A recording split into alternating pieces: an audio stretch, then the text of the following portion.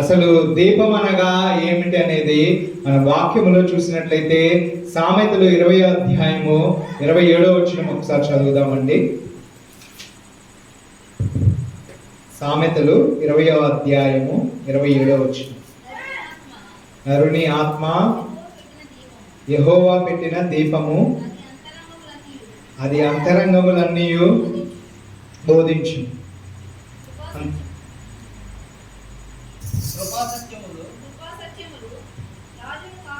27 చాలండి, ఒకసారి చదువుతారా మళ్ళీ. నరుని ఆత్మ యెహోవా పెట్టిన దీపము, అది అంతరంగములన్నీ శోధించును. చాలండి, దేవునికే మహిమ కలుగును గాక. హల్లెలూయా. నరుని ఆత్మ యెహోవా పెట్టిన దీపము. మనలో దీపములాగా ఆత్మను దేవుడు పెట్టి ఉన్నాడు. అది అంతరంగములన్నీ కూడా శోధించును అని చెప్పేసి దేవుని వాక్యము సెలవిస్తుందండి. మనలో దేవుడు ఒక ఆత్మను పెట్టి ఉన్నాడు. మనందరికీ కూడా తెలిసే ఉన్నది. మనలో ఒక ఆత్మను దేవుడు పెట్టి ఉన్నాడు. అది ఎప్పుడు కూడా వెలుగుతూనే ఉండాలని చెప్పేసి దేవుడు కోరుకుంటున్నాడు. ఎలా అంటే, ఒక దీపము ఎలా అయితే వెలుగుచూ ఉంటుందో, ఒక దీపము ద్వారా వెలుగు ఏ విధముగా వస్తుందో, అలాగునే మన ఆత్మను కూడా దేవుడు ఈరోజు చెప్పుచున్న మాట ఏంటంటే, దీపము వలె వెలిగించమని చెప్పుచున్నాడు. అది ఆరిపోకుండా వెలుగుగా ఉండి మన అంతరంగములన్నిటినీ కూడా శోధించేదిగా ఉండాలనేది దేవుడు ఈరోజు చెప్పుచున్న మాట అండి. మనిషిలో అనగా మనల్ని మట్టి నుంచి తీశాడని ప్రతి వారము కూడా నేను చెబుతూనే ఉంటాను. ఎందుకని అంటే, మనము వచ్చిన స్థితి ఆ విధముగా ఉన్నది. మట్టి నుంచి, వ్యర్థమైన ఈ మట్టిలో నుంచి మనలను దేవుడు మహిమ శరీరులుగా మార్చి ఉన్నాడు. ఆ మహిమ శరీరులుగా మార్చినప్పుడు ఆయన ఏమి చేసి ఉన్నాడంటే, జీవ ఆత్మను మనకు ఊది ఉన్నాడు. మనం ఆదికాండము 2వ అధ్యాయము 7వ వచనం చదివినట్లయితే,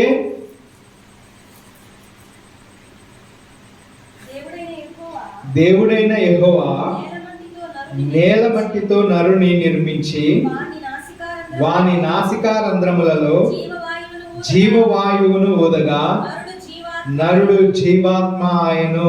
ఏమి ఊదాడండి యెహోవా దేవుడు? జీవవాయువును ఊదగా నరుడు జీవాత్మ ఆయను. ఇప్పుడు నరుడు, జీవము, ఆత్మ 3 ఉన్నాయండి. నరుడు, జీవము, ఆత్మ 3 ఇక్కడ ఉన్నవి. దేవుడు ఎప్పుడైతే మట్టిని శరీరముగా చేశాడో అప్పుడు నరుడుగా మారి ఉన్నాడు.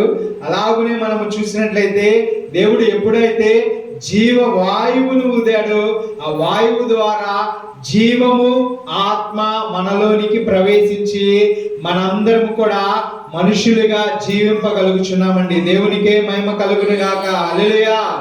మనందరం కూడా ఇప్పుడు ఎలా ఉన్నాము? జీవము, ఆత్మ కలిగి ఉన్నామా లేదండి? ఉన్నాముగా. ప్రతి ఒక్కరము కూడా నరునిగా జీవాత్మను కలిగి మనము జీవిస్తున్నాము. జీవము లేకుండా, లేదంటే మనలో ఆత్మ లేకుండా ఉంటే మనము చనిపోయిన వ్యక్తిగా ఉన్నట్లే. ఇప్పుడు దేవుడు చెప్పుచున్న మాట ఏంటంటే, నరుని ఆత్మ యెహోవా పెట్టిన దీపము, అది ఎప్పుడు నిత్యము కూడా వెలుగుతూనే ఉండాలని ఆయన కోరుకొనిచున్నాడు. ఎప్పుడు కూడా అది ఆరకుండా వెలుగుతూనే మన అంతరంగములో పరిశీలించాలి. మన అంతరంగములన్నిటినీ శోధించేదిగా ఉండాలని ఆయన ఎదురు చూస్తూ ఉన్నాడండి. మనలో పెట్టిన ఆ జీవాత్మను మనము ఊరికినే ఉంచకూడదండి. అది పరిశుద్ధాత్మ సహాయము ద్వారా మనలో ఇంకను కూడా దీపముగా మనము వెలిగించుకుంటూనే ఉండాలండి. మనలో చీకటి ఉన్నా, మనలో పాపము ఉన్నా, మనలో ఏ అతిక్రమములు ఉన్నను కూడా మనందరము కూడా ఎప్పుడైతే ఆయన దగ్గర పాపములను ఒప్పుకుంటామో, ఎప్పుడైతే పాపమును విడిచిపెడతామో, ఆ మనలో ఉన్న ఆ జీవము కలిగిన ఆత్మ మనలో ఉన్న ఆ ఆత్మను పరిశుద్ధాత్ముడు ఏమి చేస్తాడంటే వెలిగిస్తాడు. ఆ వెలుగు ఎలా ఉంటుందంటే, ఒక క్షణము ఉండేది కాదు, ఒక రోజు ఉండేది కాదు, ఒక సంవత్సరం ఉండేది కాదు. కడ వరకు మనం ఎప్పుడైతే జీవిస్తూ ఉంటామో, మనము ఎప్పుడైతే శాశ్వత కాలము దేవుడు జీవింపగలిగేలాగా మనం చేస్తాడో, అప్పటి వరకు కూడా పరిశుద్ధాత్ముడు మనలో ఆ దీపమును ఉంచి మనిషిని జీవించే వాడిగా మారుస్తాడండి. మనలో ఇప్పుడు జీవం లేదా అంటే జీవం ఉన్నది, కానీ మనలో పరిశుద్ధాత్ముడు వచ్చినప్పుడే నిజమైన మన దీపములు వెలుగుతాయండి. ఎలా అంటే వెలుగును చూపించేదిగా, మార్గము చూపించేదిగా, సత్యమును బోధించేదిగా, సత్యవాక్యమును మనలో నిలిచేదిగా పరిశుద్ధాత్ముడు మనలో ఆత్మను ఆ విధముగా నడిపిస్తాడు. అలాగున మనలో జీవాత్మను ఉంచింది దేవుడు. అందుకనే దేవుడు చెప్పుచున్నాడు కదా, నరుని ఆత్మ యెహోవా పెట్టిన దీపముగా ఉన్నది. ఆ దీపము వెలుగుగా ఉండాలి. ఆ దీపము మనలనే పరిశోధించకుండా, మనలనే శోధించకుండా ఉండి ఇతరుల గురించి మాట్లాడుతూ ఉంటాము. ఇతరులు ఇలా ఉన్నారే, లేదంటే ఇలా చేస్తున్నారే, ఈ పాపములో జీవిస్తున్నారే, వారు ఇంత అడ్డగోలుగా జీవిస్తున్నారే అని చెప్పేసి మనందరము కూడా పరిశుద్ధాత్మ సహాయము లేకుండా, ఆ పరిశుద్ధాత్మ శోధన మనలో లేకుండా మనమే మాట్లాడుచు ఉంటాము. ముందుగా మారవలసినది మన దీపము చక్కగా వెలుగుతుందా లేదా, మన దీపమును దేవుడు ఆయన కంటికి రెప్పలా కాపాడుచున్నాడా లేదా, లేదంటే మన దీపము ఏదో సాతాను వచ్చి ఆ గాలికో, లేదంటే ఏ యొక్క వరదకో, తుఫానుకో ఆ దీపము వెలగకుండా ఆరిపోయేదిగా ఉన్నదనేది మనము ఎప్పటికప్పుడు కూడా పరిశోధించుకోవాలండి. ఎందుకని అంటే మన దీపము ఆరిపోతే పరిశుద్ధాత్ముడు అక్కడ రాడు. ఎందుకని అంటే మనము జీవము కలిగి ఉన్నప్పుడే, మనము జీవాత్మ కలిసి మనలో ఉన్నప్పుడు మాత్రమే దేవుడు ఆత్మ మనలోనికి వచ్చి కార్యములను చేస్తుంది, మన అంతరంగములను పరిశోధిస్తుంది, మన యొక్క జీవమును ఉజ్జీవముగా మారుస్తుంది. ఎప్పుడు అంటే మనలో దీపము వెలిగినప్పుడే. ఆ దీపమును వెలిగించే వారిగా మనము ఉండాలి.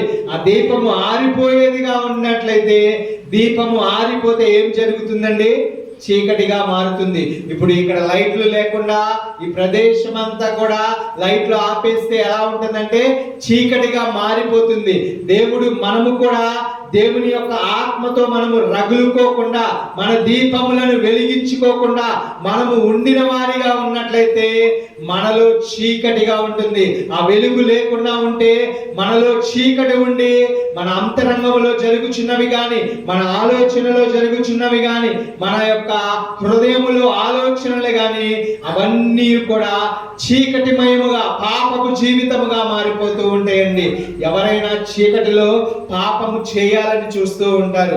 చీకటిగా ఉన్నట్లయితే, లేదంటే ఆ చీకటిలో దొంగతనాలు చేయడానికో, లేదంటే వ్యభిచరించడానికో, లేదంటే మందు సిగరెట్లు తాగడానికో ఎవరికి కనపడకుండా ఉండి ఆ చీకటిలో వ్యర్థమైన పనులు చేయడానికి అనేక మంది చూస్తూ ఉంటారు.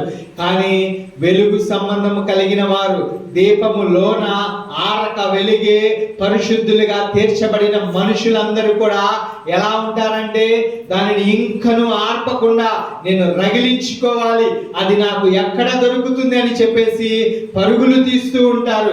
పరిశుద్ధాత్ముడు ఎక్కడ దొరుకుతాడు? మందిరాల్లో దొరుకుతాడంటే మందిరమునకు వచ్చి ఆ వాక్కును విని వారిలో జీవమును నింపుకుంటారండి. వారిలో ఉజ్జీవము నింపుకుని అది ఇంకను ఆరకుండా వెలుగుగా అనేక మందిని వెలిగించేదిగా ఉంటుందని దేవుడు ఈ రోజు చెప్పుచున్నాడండి. అలాగనే మనందరం కూడా చూసినట్లయితే ఎవరైనా వారి ఆత్మను చూసిన వారు ఉన్నారండి? ఏ మనుష్యుడు కూడా తన ఆత్మను చూసిన వాడిగా లేడండి. ఎలా అంటే మనందరం కూడా మన ఆత్మను చూడాలి అంటే అది రహస్యముగా ఉన్నది, అది మరుగై ఉన్నది. దేవుడు అదే కదా, జీవవాయువునే ఆయన ఊదినప్పుడు మనలోనికి జీవాత్మ ఎలా వచ్చినదండి? జీవవాయువుని ఊదాడు ఆయన. గాలినే కదా, జీవము కలిగిన గాలిని ఊదానని